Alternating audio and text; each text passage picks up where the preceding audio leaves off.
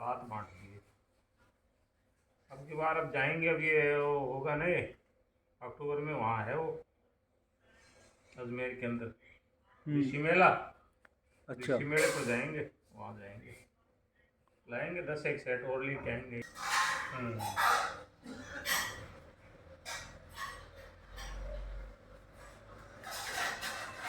पठन पाठन बहुत ही कम हो गया है, सीमित हो गया है। वेदों का। हाँ, वेदों का कम हो गया, यजुर्वेद का भी कम हो गया, तो वेदों का सबका ही कम हो गया है। जबकि वेदों में यजुर्वेद जो है वो कहना चाहिए सारे वेदों की मुख्य है। वैसे तो ये ऋग्वेद है पहला वेद, लेकिन यजुर्वेद मुख्य है। क्यों?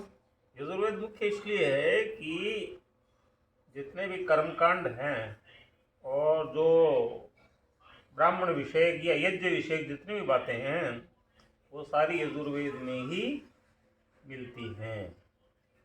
और ये ब्राह्मणों का काम है। ब्राह्मण अगर एक वेद पढ़ेगा तो यजुर्वेद ही पढ़ेगा, और बाद में पढ़ेगा दूसरा तीसरा चौथा तो बाद में पढ़ेगा। सबसे पहले यजुर्वेद ही पढ़ेगा, क्योंकि ब्राह्मणों के कर्मकांड में सबसे ज्यादा काम आने वाला यजुर्वेद ही है। अब चूंकि कर्मकांड कम हो गया है, संस्कार कम हो गए हैं। 16 संस्कार थे, उनमें भी जो 3-4 संस्कार ही होते हैं आजकल। एक तो नामकरण होता है, और एक जो है वो उस नामकरण के बाद में मुंडन, मान लो मुंडन संस्कार होता है। मुंडन संस्कार में यद्यपि संस्कार तो होता है वो, लेकिन उस मुंडन संस्कार के अंदर ज़्यादा करके पंडित की अनुपस्थिति में होता, वो नाई से करवा लेते हैं मुंडन संस्कार। और उसमें वेद मंत्रों का और पंडित का जो है मतलब उसकी भूमिका नगण्य है, नहीं के बराबर है, या तो है ही नहीं या है तो नगण्य है। तो एक तो नामकरण हो गया, उसके बाद में मुंडन हो गया, उसके बाद यज्ञोपवीत संस्कार तो आजकल ब्राह्मणों में भी नहीं मिलता है। ब्राह्मण भी नहीं करवाते यज्ञोपवीत। वो भी ये है कि जब विवाह संस्कार होता है तो उसके एक दिन पहले दिलवाते हैं। अच्छा। बाकी यज्ञोपवीत संस्कार होना बंद हो गया है। मतलब वो भी एक औपचारिकता है। औपचारिकता रहेगी, यज्ञोपवीत संस्कार भी औपचारिकता रहेगी। उसके बाद में विवाह संस्कार होता है, और ये अंत्येष्टि संस्कार होता है। तो ये 3-4 ही बच गए हैं, बाकी संस्कार सारे लुप्त हो गए। 16 में से सारे संस्कार लुप्त हो गए, और लुप्त होने का कारण यही है कि वेदों को मानना बंद कर दिया, वेद पढ़ना बंद कर दिया, या वेद मानना बंद कर दिया, मान लीजिए। इसके कारण से अगर हम वेद पढ़ेंगे तो हमें संस्कारों के प्रति हम सचेत होंगे कि संस्कार क्या चीज है। पता ही नहीं है संस्कार क्या है, ये स्थिति हो गई है। संस्कार क्या है यही पता नहीं है। तो इसलिए इसको अगर हम वेद पढ़ेंगे तो हमारे संस्कार फिर से हम संस्कारों से जुड़ पाएंगे, संस्कार कर पाएंगे। संस्कार करने से क्या है कि मनुष्य का जीवन, उसकी बुद्धि, उसका विवेक, ये सारी चीजें जो है वो उत्तमता को, शुद्धता को, पवित्रता को प्राप्त होती है, संस्कारों से प्राप्त होती है। गुरुजी, जैसा कि आपने बताया, वर्तमान समय जो आधुनिकता का दौर है इसके अनुकूल नहीं होंगे वो संस्कार, इसलिए खत्म हो गए। नहीं, ये जो संस्कार हैं ये कालातीत हैं, कोई भी काल हो जाए, सभी कालों में इन संस्कारों की आवश्यकता है। आदमी विज्ञान चाहे कहीं से कहीं भी चला जाए, लेकिन संस्कारों की आवश्यकता बनी रहेगी। संस्कार नहीं होंगे तब ही हमें सब तरह की आधियां, व्याधियां, परेशानियां ये होंगी। आपको होंगे तो नहीं होंगी। आपको ऐसा नहीं लगता कि जैसे उस समय ऋषियों ने राजा दशरथ से अपने पुत्रों को मांगा था कि हमारे यज्ञों की रक्षा कीजिए, अपने पुत्र देकर, आज भी वैसा ही नहीं है क्या? आज यज्ञ खत्म हो रहे हैं और उनकी रक्षा करने वाला कोई नहीं है।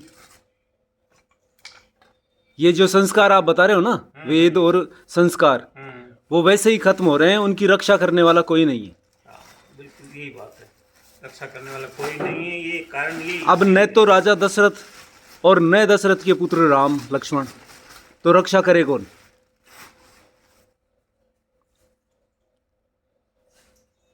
सही बात है। इस दौर में, इस समय में कुछ एक ऋषि नुमा व्यक्ति हैं। एक शब्द कल मैंने पूछा था कि बाबा शब्द जो है वो कहाँ से आया, इसका मूल क्या है। आप देखिए, बाबा अपने जो समाज में बहुत ज़्यादा आदर वाला शब्द है, जबकि बाबा शब्द मूल रूप से आया कहाँ से, ये इसका जवाब एक पंडित जी ने दिया था। उसके अलावा कोई भी इसका जवाब नहीं दे पाया, क्योंकि लोगों को पता ही नहीं कि बाबा शब्द मूल है कहाँ का। पता ही नहीं, ठीक बात है। ये उर्दू फारसी का ही है, अपने यहाँ का तो नहीं, बिल्कुल भी नहीं। लेकिन कितना आदर सूचक शब्द है ये, जबकि ऋषि और मुनि शब्द हमारे यहाँ से लुप्त हो गए।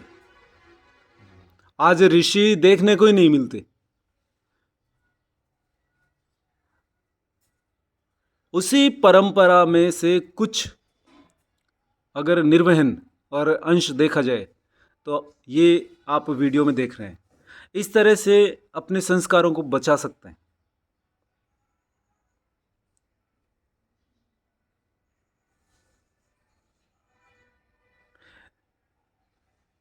ये जरूरी नहीं कि जंगल में, उपवन में बैठ करके ही और ऋषिनुमा परंपराओं का निर्वहन होता है। अपने घर में भी उन परंपराओं का निर्वहन किया जा सकता है, जैसा कि आप गुरुजी को देख रहे हैं। अभी ये इन चैत्र नवरात्रों में जो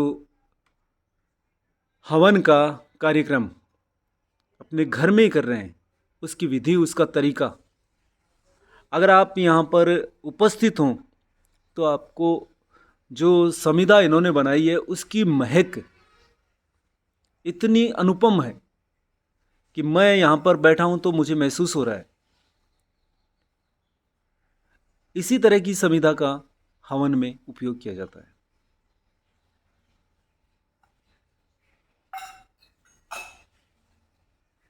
गुरुजी, हवन में आमतौर पर बताया जाता है कि आम की लकड़ी का उपयोग करना चाहिए, तो उसका क्या हेतु है? नहीं, आम का नहीं बताया गया है, उसमें बताया गया कि दूध वाली लकड़ी होनी चाहिए। दूध वाली लकड़ी को इसलिए बताते हैं कि दूध वाली लकड़ी जो है ज्वलनशील होती है, उसमें और लकड़ियों की बजाय ज़्यादा ज्वलनशीलता होती है, क्योंकि वो अंदर से थोथी होती है वो अंदर से खोखली होने की वजह से, और उनके अंदर जो है अन्य लकड़ियों की बनिस्पत ज़्यादा ज्वलनशीलता होती है, इसलिए उनको काम में लेना चाहिए। फिर दूसरी बात यह है कि वो जैसे पीपल और वट वृक्ष, ये जो है ना, पीपल को तो साक्षात जो है विष्णु का अवतार माना गया है, और साथ में पीपल का एक नाम है विप्र, और विप्र नाम ब्राह्मण का भी है। तो इसीलिए जो है पीपल को इसीलिए नहीं काटते हैं क्योंकि पीपल का नाम विप्र है। विप्र यानी ब्राह्मण, यानी पीपल जो है ब्राह्मण है, इसलिए ब्राह्मणों को भी जो है राजा भी दंड नहीं देता था उनको, इसलिए पीपल को कैसे काटेंगे? पीपल तो विप्र है, ब्राह्मण है वो, इसलिए पीपल को नहीं काटते थे। तो पीपल जो है वो 24 घंटे जो ऑक्सीजन दे रहा है हमें, ऑक्सीजन फैक्ट्री के नाम से आज के वैज्ञानिक उसको कहते हैं। तो ऑक्सीजन फैक्ट्री है, उसको वैसे ही नहीं काटना है क्योंकि ऑक्सीजन दे रहा हो, और फिर उसको नाम, इसीलिए उसका नाम विप्र दिया गया। अब वो जब सूख जाता है तो फिर क्या काम में लिया जाएगा कि हवन के अंदर ही काम में लिया जाएगा, क्योंकि वो पवित्र है। एक तो समिधा के रूप में, समिधा के रूप में, एक तो विप्र का रूप है वो, और वो पवित्र तो है ही, वो विप्र का रूप है इसलिए पवित्र है। तो विप्र लोग जो है वो हवन के अंदर उसी की समिधा को काम में लेते हैं। वो ज्वलनशील भी है, पवित्र भी है, हर तरह से, इसलिए वो ज़्यादा उत्तम है। तो वट और पीपल और जो दूध वाले जो पेड़ हैं उनकी समिधाएं ज़्यादा सही रहती हैं काम में लेने के लिए। बाकी आप किसी अन्य पेड़ की ले सकते हैं, लेकिन समिधा के अंदर इतना ही है कि उनको आप पहले जो है तैयार कीजिए समिधा, और उसको धो करके और सुखा करके और अगले दिन फिर काम में लेना है, ये है उसमें, ताकि वो पवित्र अगर नहीं है तो धोने से उसकी पवित्रता उसमें बन जाए। पवित्र होना जरूरी है, और वो गली हुई या उसमें दीमक लगी हुई इस प्रकार की समिधा नहीं होनी चाहिए। समिधा की गुरुजी, आपको ऐसा नहीं लगता कि जो शोर है, हम्म शोर और चकाचौंध, हम्म इन दोनों चीजों में चीजों की भेंट हमारे संस्कार चढ़ गए हैं? क्योंकि कहीं भी आप देख लीजिए, जो कुछ भी हो रहा है हम्म, वो शोरयुक्त है। ठीक बात है। शोर का मतलब लोगों को दिखा रहे हैं कि हम ऐसा कर रहे हैं। अभी जो मैं दिखा रहा हूं, मैं ये दिखाना चाह रहा हूं कि ऐसा होना चाहिए, इसलिए मैं दिखा रहा हूं। मैं इसलिए नहीं दिखा रहा कि हमें दिखाना है, बल्कि इसलिए दिखा रहा हूं कि ऐसा होना चाहिए। ठीक बात है। लेकिन लोग इसलिए दिखा रहे हैं कि हम ऐसा कर रहे हैं। हम्म, तो वो जो कर रहे हैं, उसी करने के चक्कर में हमारे संस्कार लुप्त हो रहे हैं। ठीक बात है। हमारी जो संस्कृति, वेदमयी संस्कृति है, वो लुप्त हो गई। सही बात, बिल्कुल सही कहा आपने। ऐसा ही कुछ है। और अब सही बात ये भी है कि जो 1000 वर्ष का, पिछले 1000 वर्ष का जो कालखंड आया, जिसमें कि विधर्मियों और विदेशियों ने इस देश पर जो है शासन किया, उसके कारण, वो भी एक बहुत बड़ा कारण है। हमारी जो ये विरासत है, इससे दूर होने का एक बड़ा कारण ये है। नहीं, वो तो है ही। हाँ। देखिए, वो सब तो आएंगे, बाहरी लोग यहाँ पे आएंगे, लेकिन हम बाहरी लोगों के प्रभाव में अपनी संस्कृति को तो खत्म कर रहे हैं ना, अपनी संस्कृति को भूल रहे हैं। बिल्कुल बिल्कुल। बहुत से देश है, आप चलिए अमेरिका या इंग्लैंड की बात करते हैं, वो लोग अपनी मूल संस्कृति को थोड़े ही छोड़ रहे हैं। नहीं छोड़ते, नहीं छोड़ रहे, बिल्कुल सही कहा आपने। वो ले- लोग जो है कितने भी जो है आधुनिकता की चकाचौंध में आ जाए, लेकिन अपनी मूल जो संस्कृति उसको नहीं। वो कभी भी भारतीय संस्कृति को नहीं पकड़ेंगे, यानी बाहरी संस्कृति को नहीं पकड़ेंगे, सही बात है। गल्फ वाली संस्कृति को नहीं पकड़ेंगे, पकड़ेंगे। इस्लाम को नहीं पकड़ेंगे, हम्म, हिंदुत्व को नहीं पकड़ेंगे। लेकिन हिंदुत्व और इस्लामी लोग, जो इस्लाम वाले भी नहीं पकड़ते, इस्लाम वाले भी नहीं पकड़ रहे हैं, हिंदू ही पकड़ते हैं। हिंदू अपने संस्कारों को भूल रहे हैं। बस यही इतना ही है, दूसरा कोई नहीं भूल रहा है।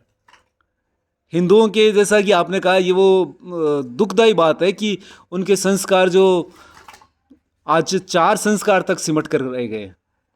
कितने संस्कार थे जो कि बहुत ज़्यादा जरूरी है कि अब ये संस्कार तो करना ही पड़ेगा, अंत्येष्टि संस्कार तो करना ही पड़ेगा।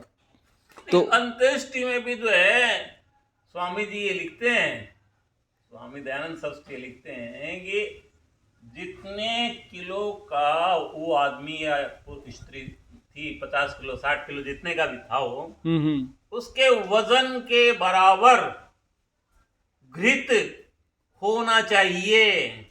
60 किलो का आदमी 60 किलो घी से उसको जो है अंत्येष्टि संस्कार होना चाहिए। जबकि आज स्थिति ये है कि 5 किलो से या 10 किलो से अधिक जो है घी काम में नहीं लिया जाता अंत्येष्टि संस्कार में। सही। तो जो ये जो संस्कार जो बचे हुए हैं ना, वो भी नाम मात्र के ही हैं, और वहां पर नाम मात्र की आहुतियां दी जाती है। मतलब मैं कह रहा हूं कि आपको बताऊं कि 100 जो अंत्येष्टि संस्कार होंगे, उनमें 10 संस्कारों के अंदर जो है कुछ आहुतियां दी जाएंगी। जबकि ऋषि दयानंद सरस्वती ने कहा है कि 121 आहुतियां बताइए। अंत्येष्टि संस्कार में 121 आहुतियां हैं। फिर कह रहे हैं कि आपको जब घी बच जाता है तो आप जी, इसका वैज्ञानिक कारण क्या है 121 आहुतियों का? 121 आहुतियों का वैज्ञानिक कारण यही है कि जब तक 1.5 घंटे 2 घंटे तक, जब तक संस्कार चल रहा हो, तब तक जो है निरंतर आहुतियां चलती रहनी चाहिए, ताकि जो है उसमें सुगंध निकलनी चाहिए। ये नरमेध यज्ञ है, इसी का नाम नरमेध यज्ञ है। अच्छा। अंत्येष्टि संस्कार का नाम है नरमेध यज्ञ। और नरमेध यज्ञ है, लोगों को पता ही नहीं है, पता ही नहीं है लोगों को कि ये नरमेध यज्ञ कहते हैं क्या इसको। जैसे अश्वमेध यज्ञ किया था ना राजा रामचंद्र ने, वो उन्होंने किया था कि भाई सबको जीतने का नाम है अश्वमेध। अश्वमेध का यज्ञ का घोड़ा छोड़ा जाता है, जितनी दूर में जाता है उतनी दूर में उनका साम्राज्य हो जाता है। तो अश्वमेध यज्ञ। और ये नरमेध यज्ञ, नरमेध यज्ञ जब अंत्येष्टि संस्कार, उसका नाम नरमेध यज्ञ है। तो उसके अंदर नर की जो चला गया है उसकी